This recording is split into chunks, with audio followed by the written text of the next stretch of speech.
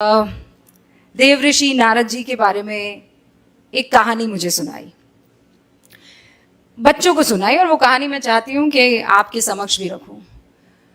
तो नारद जी तो आज तो क्या वाईफाई है, क्या 5G है, क्या 4G है। नारद जी ने तो उसका इस्तेमाल बहुत पहले ही कर लिया था। प्लेन व्लेन की जरूरत नहीं थी, वो टेलीपोर्ट करते थे, तीनों लोकों में जाकर अपनी बात कहते थे। तो कहानी ये शुरू होती है कि नारद मुनि अपने अंदाज में स्वर्ग लोक में घूम रहे थे, नारायण नारायण कहते हुए। तो अचानक उनको कुछ सूझी, तो उन्होंने भगवान का रुख किया और भगवान से कहा, आपसे एक प्रश्न पूछूं? तो भगवान ने कहा, पूछो। ये जानते तो थे कि नारद जी के मुंह से निकल रहा है तो पंगा तो होगा, लेकिन पूछो, उन्होंने कहा। तो उन्होंने कहा, भगवान ये बताइए कि आपका सबसे प्रिय कौन है, आपके हृदय में कौन वास करता है, कौन है जो जिससे आप बेइंतहा प्रेम करते हैं, स्नेह करते हैं। तो भगवान मुस्कुराए और उन्होंने पृथ्वी की ओर देखा, और वहां इंसानों का टोला था, इंसानों की बस्ती थी। कोई किसी काम में लगा हुआ था, कोई लकड़ी काट रहा था, कोई खेती कर रहा था, कोई अपने हिसाब का जो उस वक्त काम था वो कर रहा था, कोई महिला खाना बना रही थी। तो प्रभु मुस्कुराए और उन्होंने कहा कि ये मेरे दिल में वास करते हैं, इनसे मुझे बड़ा स्नेह है। तो नारद जी को बड़ा गुस्सा आया। तो उन्होंने कहा कि आप मनुष्य की बात कर रहे हैं? तो प्रभु मुस्कुराए और प्रभु ने कहा, मनुष्य की बात कर रहा हूं। तो उन्होंने कहा, अरे नारायण नारायण मैं करता फिरता हूं, ऐसा कोई पल, ऐसा कोई वक्त नहीं गुजरता कि मेरे मुख से नारायण नारायण ना निकले। और आपको प्रसन्न करता है मनुष्य, आपको पसंद आता है मनुष्य, आपका स्नेह मनुष्य से। तो प्रभु फिर मुस्कुराए, उनकी अपनी लीला। उन्होंने कहा कि इस मनुष्य को मैं छोड़ दूंगा, तुम बस ये मेरा जो इम्तिहान है उसे पास कर लो। तो नारद जी ने बोला, ऐसा कौन सा इम्तिहान है कि मैं पास ना कर पाऊं? प्रभु आप कहिए, करना क्या है? तो प्रभु ने देव ऋषि को कटोरा दिया बड़ा सा, और उसे एकदम एज तक दूध में भर दिया। और प्रभु ने कहा कि अब इसे तुम तीनों लोकों में लेकर घूमो, पर ध्यान रहे एक बूंद दूध की नीचे ना गिरने पाए। तो देव ऋषि ने कहा कि अरे ये क्या बड़ी बात हो गई, ये तो मैं चुटकियों में कर दूंगा। तो उन्होंने कहा, फिर मिलते हैं। और नारद मुनि जी कटोरा थामे, दूध से भरा लबालब, तीनों लोकों का भ्रमण करके आ गए।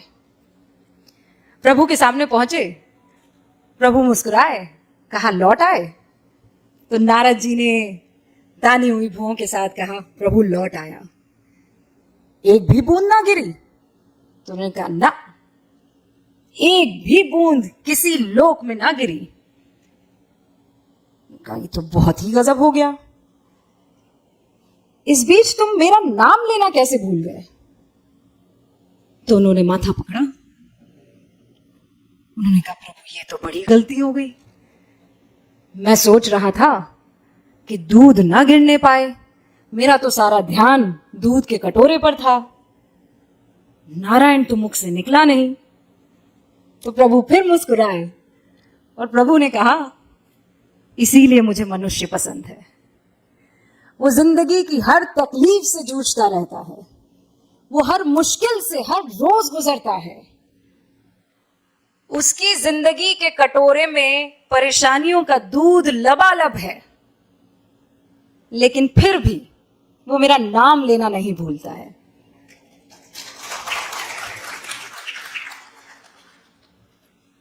तो देव ऋषि भी मुस्कुराए, हाथ जोड़े और कहा, प्रभु की लीला अपरंपार है, नारायण नारायण, और मनुष्य भी कमाल है।